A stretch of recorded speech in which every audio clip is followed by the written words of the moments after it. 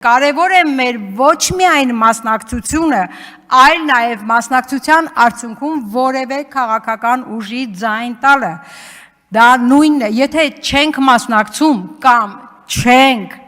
գնում վավեր ձայնի, այս դեպքում տեսեք ՔՊ-ի ձայնը նույն իր կողմ ձայների արդյունքում 20 մանդատով ավելացավ։ Այսինքն դա նույնն է, թե մեր չգնալով կամ որևէ մեկին վավեր ձայն չտալով ավելացնում ենք ՔՊ-ի մանդատների քանակը։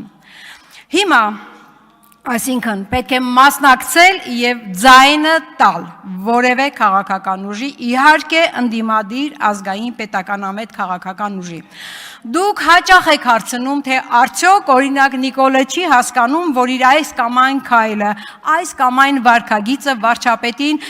ոչ հարիր վարքագիծ, խոսք ու պահվածք չէ։ Շատ լավ էլ հասկանում է սիրելի հայրենակից։ Իր նպատակը մարդկանց մոտ հիասթափություն առաջացնելն է, ընտրություններով որևէ բան փոխելու նկատմամբ